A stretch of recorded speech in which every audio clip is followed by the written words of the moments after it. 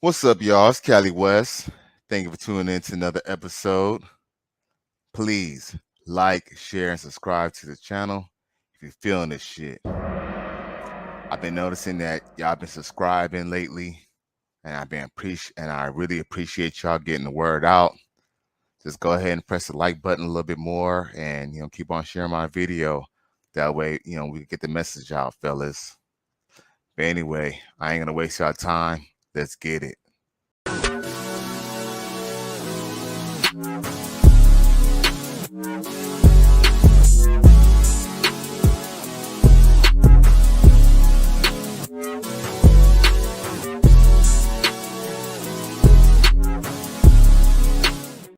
Sisters, we've got to stop being hospice care wives. We have to. Today, yet another friend I've learned who got married later in life, and I'm talking 45 and above, because it seems that when myself and my friends who have been single women who wanted to get married when we were 23 to a nice man who built something with us, it didn't happen. And so we turned 45, and then suddenly here come all these brothers, 40, 45, 50, just Rico Suaves. I mean, complete love bomb. They grabbed my friends. They ran them down the aisle. And today I find out yet another one of their husbands has dropped dead. I mean, I just put it that way. He was already sick when he got with her. And what I'm finding is that with a lot of my friends, because we've been professional women, are getting married to these men, and they are simply looking for benefits. They're looking to rest and to nest. It's not in sickness and in health, it's in sickness and in death. So they realize that they can't pee anymore, or their kidneys are failing, or they feel like they are about to have a stroke or have already had one. And then suddenly they meet my beautiful friends who've worked hard to do everything in life, to take care of themselves, to not be one of the 4 or 5 black women who are murdered every day by mostly black men. And they come up, meet my friends, and they run and get married. And the next thing I know, my friends are dealing with millions of dollars worth of medical bills. Not only dealing with the medical bills, but after these men have passed, here come all their grown ugly kids busting up into my friend's house, breaking their noses, carrying things out of their house, and knowing that their dad was living in efficiency. One of them was living with his mother, goes to live with my friend who has a house of her own, and then he passes away, and then here come all of his grown children and grandchildren kicking in her door to take things because they're certain that she's killed him, even though he's been on kidney dialysis for almost as long as, well, I guess a week after they got married. We've got to stop this, because here's the thing that we need to get in our heads, sisters. If he did not change y'all's babies' diapers when y'all were 23, 24, 27, you don't need to be changing his pants. If he did not push your babies that you had together after y'all got married in that house that y'all got together in a stroller, don't push him around in a wheelchair. Like the last funeral I went to was of a sister, a nurse, who married a man who had kids. She had kids. Sister doing just totally fine by herself. Nice condo. Marries him, moves him in. Few years later, he dies. A torso. Diabetes. Had every limb on his body taken off except for his head. He was a torso by the time they put him in the casket. She's left with his medical bills and dealing with his grown kids, who feel that even though that condo was already hers before she married him, that they're supposed to be getting something. Stop marrying them. Stop marrying them. If you're not 22 or 23 and y'all are working to build something together, don't do it. Because this is when black men get 45 in their 50s, they start to realize that they have an expiration date. And that's when they decide that they're going to find the best black woman that they can find, marry you. They make sure you got benefits and you got a place to stay. And then they want to come and sit in their femininity, but didn't do anything for you. They gave their youth and all of their health and their years of fertility and the years that they could have built wealth to some thought or just tramped around or bought cars while we were paying extra to stay in safe apartment complexes. We built our careers and built our financial wealth. And then now all of a sudden they want to come in and move into your house and have you to take care of them while they lay up on you. I mean, I could go down the list. I have one friend, married a guy. She was totally doing well by herself, married him. 2 weeks later, he's sick, quits working on her medical insurance. She's got $1 million worth of medical bills. Another friend married a guy. Oh, he was love bombing her. I was in their freaking wedding. And guess what? Year after going back for their 1 year anniversary, I was going to go back there for it. He laid in the bed and died. Heart attack, right? Another friend married a guy. Soon as she married him, he realized that he was sick. He didn't know that beforehand. Gets with her, gets on her medical insurance, lives off of her, and then as soon as he got well from his illness, he left her, and now she's paying him alimony and has to give him a portion of her retirement. Sisters, we got to stop being taken advantage of. We got to stop being hospice care wives. If you want to get with him, go ahead and get with him. If you want to move him in your house, move him in your house. But here's what you don't do. Do not marry him, because then he becomes your financial responsibility. And I'm telling you, these black kings, they love to rest in their femininity. They love to come up in your nice house with your fireplace and lay there and have you to nurse them to death. If you just want to have him and you just want a king, you just want one, here's what you do. Because he's going to move into your house, and then you're going to put your money together. Then he's going to take your money to buy you an engagement ring with your money. Tell him don't do that. Take that money and go get him a complete physical. Get a full physical. I'm talking teeth and everything, because most of these brothers have not been to the doctor since they were playing football and had a physical, right? In high school. And they're missing teeth and all this. So look at how much you're going to have to pay to sustain him for the next 5 years, because most of them are dying like at 50, before 55. So if you marry him later in life, see how much it's going to cost you to take care of him.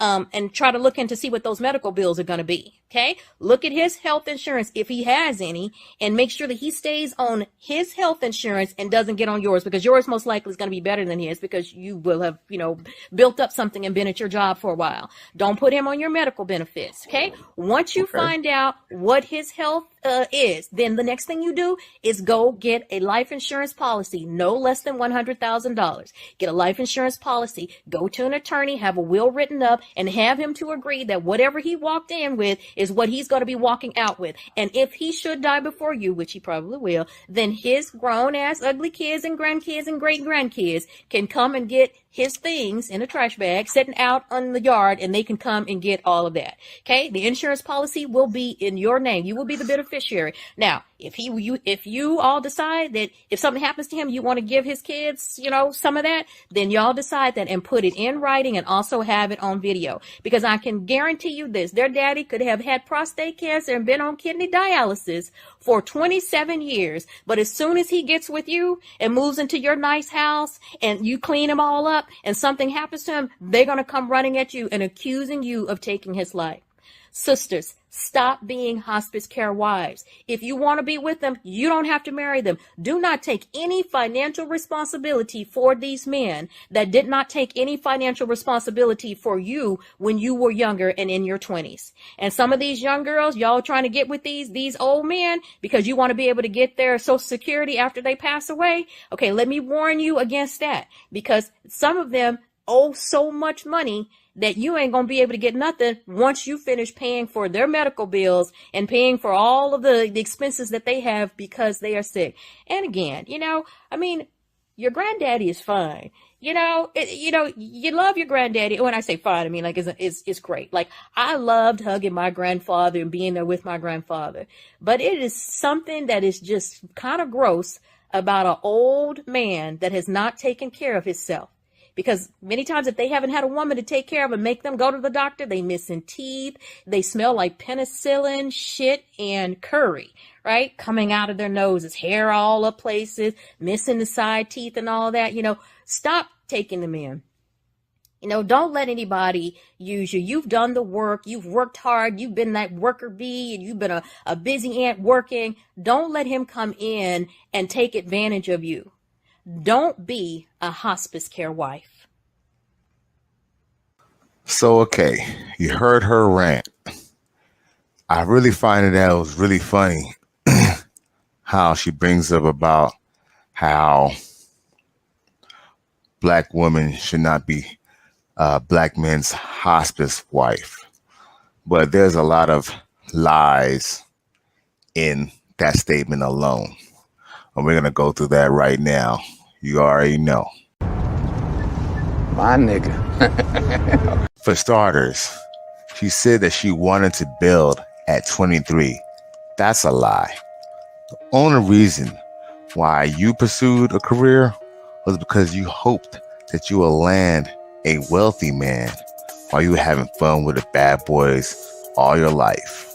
He ain't lying.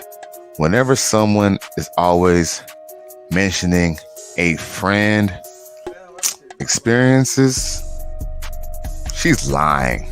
I am shocked. Shocked. Well, not that shocked. Because I'm sure her so-called friend wouldn't appreciate her saying that her husband dropped dead. Shit. Yeah, I'm tired of that. It was so disrespectful. Now, because she is 45, it is important for me to remind her that black women have an array of medical issues as well. Oh, no. Now, based on this article that I do want to read to y'all, very important. Let's see here. It is titled 8 Health Conditions That Disappropriately Affect Black Women. And I'll just name them off. I'm not going to read the whole article. Y'all can check it out yourselves. It says 1, heart disease, stroke, and diabetes. Aren't those the 3 main things that you mentioned that your so-called friends' husbands dropped dead from? You don't find that suspicious? You don't find that suspicious? Number 2 is breast cancer. Number 3 is cervical cancer. So when she was referring to, black men not being able to, pee and stuff like that, black women go through cervical cancer. It says that there are 77% more likely to die from that than experts previously thought. So, I'm not saying now, I guess, the prior estimate said that it was 5.7 women per 100,000 would die of the disease. But based on the research, that puts the number at 10 per 100,000. So that's a high number. But like I said, I'm not going to go through the whole article. I just want to go through the things that you have to worry about when you date an older black woman, black men. And you know this, man? Now, fibroids is something that black women go through. Let's see here. It says premature delivery. Let's see here. Premature delivery is one. I guess it's something that they always can't necessarily control, I guess. Other than, making sure that they don't wait too late to, have a child, or don't have the child too early for that matter as well. Sickle cell disease. It says STDs. I'm not going to even bring up which STDs they are, because that's a whole nother debate right there.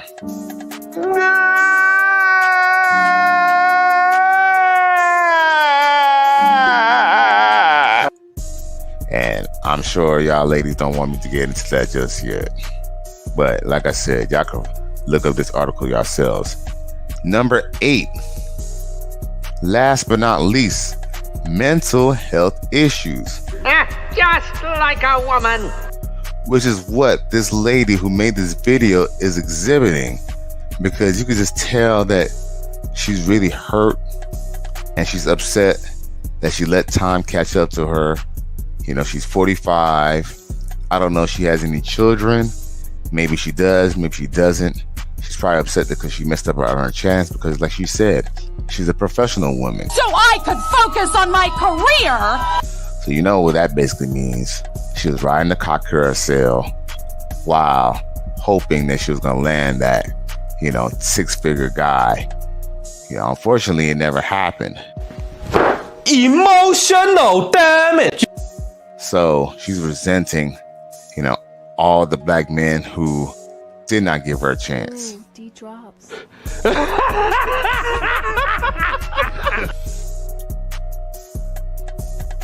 Through this whole debate, she has not mentioned any of the successful black men, or white men for that matter, who are trying to marry her, which is why she's so bitter and hurt, and she's so vindictive when referring to black men. Why? Because to her, black men should marry her post-menopausal self after she dated drug dealers and older men in high school while we were on a school bus. See, boy, see why I tell you marriage is bad? I don't care what nobody say. I ain't never getting married. Statistically speaking, it was bound to fail anyway. Yeah, y'all fellas remember those times. Now, if I'm gonna settle down, why the fuck would I settle down with a woman who couldn't give me a child? She gave her best years of life to her career and other men. I'll just stick to the young ladies at the junior college. First damn word come out your mouth, I got money.